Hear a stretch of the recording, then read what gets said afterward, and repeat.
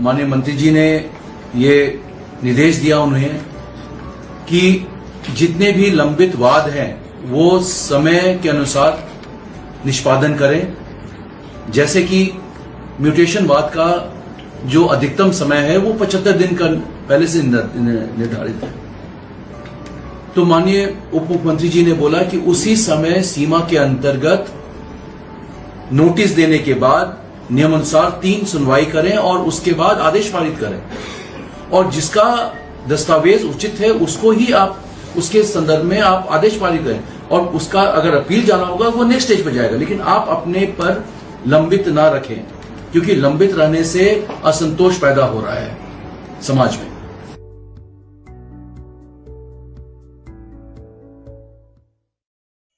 देखिए, अभी अभी आप लोग वीडियो के क्लिप में देखे होंगे कि प्रधान सचिव सीके अनिल जी और डिप्टी सीएम आपका उप मुख्यमंत्री विजय कुमार सिन्हा जी बैठे हुए हैं किसी मीटिंग के दौरान, और वहां पर सोशल मीडिया के कुछ लोग पहुंचे हुए हैं जिनसे सवाल जवाब वो कर रहे हैं। उन्होंने सवाल जवाब के दौरान उन्होंने म्यूटेशन को लेकर के जो समय को निर्धारित समय साबित किया है कि जो पहले से जो समय दिया गया है 75 दिनों की, तो मैं आप लोग को स्पष्ट कर दूं कि जो पहले की समय तय की गई थी या पहले होता भी था तो 90 दिनों का था, यानी कि 3 मंथ का, लेकिन उसको घटा करके कितना दिन किया गया है?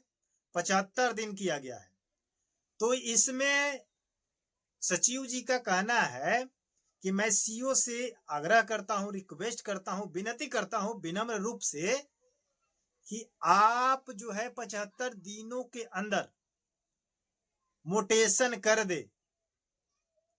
अगर उसके बावजूद अगर आप लटकाते हैं, उसको पेंडिंग डालते हैं, जिसके वजह से जनता में, आम पब्लिक में असंतोषजनक बातें होती है, असुविधा होती है, यानी कि इन रवैया से, सीओ के जो रवैया है, किसी भी कारणवश से या बिना कारण के किसी का पेंडिंग लंबित मामला रखने से क्या होता है कि जनता में गलत संदेश जाता है। इस चीज को सीके अनिल जी स्वीकार कर रहे हैं कि सीओ करता है ऐसा काम। तो उनका कहना है कि आप अगर 75 दिनों के अंदर जिस पेपर का म्यूटेशन अगर आप कर रहे हैं, तो अगर ठीक ठाक है, उसका पेपर सही है, दस्तावेज अगर सही है, तो आप उसमें बिना क्लेम किए हुए, बिना रीजन लगाए हुए आप उसका निष्पादन करें 75 डेज में। अगर 75 डेज में अगर आप काम कर देते हैं तो बहुत बढ़िया है, लेकिन अगर उसमें कोई फॉल्ट है तो उसको 3 मौका दे, 3 चांस दे। अगर वो 3 चांस में अपना सुधार नहीं करता है, अपना प्रूफ आकर के जमा नहीं करता है, तो आप उसके बाद उसको वहां से क्या करें? रिलीज कर दे। रिलीज करने के बाद क्या होगा कि अगला अपील वो कर सकता है, यानी कि डीसीएलआर के पास जा सकता है। डीसीएलआर के पास क्या होगा, क्या वहां पर प्रक्रिया है? डीसीएलआर के कोर्ट में जाने के बाद वहां पर अगर ठीक ठाक हो जाएगा तो ठीक है, वरना वहां से फिर आगे की अपील हो सकती है, यानी कि एडीएम के पास अपील होगा। अगर एडीएम के पास भी अगर उसका काम नहीं हो पाता है तो डीएम के पास अपील किया जाता है। तो यानी कि उनका कहना है कि आप अपने टेबल पर उस चीज को रोक करके न रखें, उसको आगे बढ़ने की रास्ता दे। अगर उसी रास्ता को अगर रोक करके आप रखे रहते हैं और फिर उसी आवेदन को जो आप रिजेक्ट किए हैं, कुछ दिनों के बाद पता चलता है कि आप जो पेपर रिजेक्ट किए हैं, जो आवेदन रिजेक्ट किए हैं, उस पेपर को फिर आप 2 महीने, 6 महीना, साल भर के बाद, 1.5 साल के बाद, 2 साल के बाद एक्सेप्ट कर ले रहे हैं। आखिर क्यों? लेकिन उसमें कोई त्रुटि भी नहीं था, जैसे पहले से आवेदन किया हुआ है वैसे ही है, लेकिन आप उसको रिजेक्ट किए, लेकिन कुछ दिनों के बाद उसको एक्सेप्ट किए। तो बात यहां आ जाती है कि आप एक्सेप्ट कैसे किए, एक्सेप्ट क्यों किए?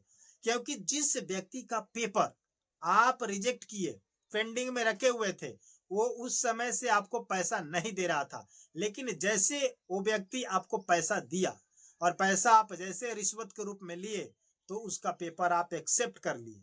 यही है दुनियादारी, यही है भ्रष्टाचारी, यही है ब्लॉक का, कार्यालय का सिस्टम, अपने बिहार का सिस्टम, कि अगर किसी भी काउंटर पर अगर आप चले जाएं तो आपकी ना काबिलियत, ना योग्यताएं, ना आपका डिग्री, ना आपका पेपर, ना आपका सबूत, कोई चीज को नहीं देखा जाता है।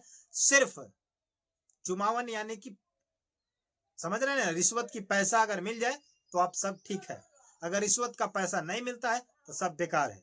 तो इसी चीज को सीके अनिल जी का कहना है कि टाइम से कर दीजिए, लेकिन टाइम से कहाँ हो पा रहा है। आप लोग प्रत्येक दिन कुछ न कुछ आकर के अपडेट देते हैं, कुछ न कुछ आकर के न्यूज देते हैं, लेकिन कहाँ आपका सीओ सुनता है, कहाँ कर्मचारी सुनता है, कहाँ डीसीएलआर सुनता है, कोई नहीं सुनता है।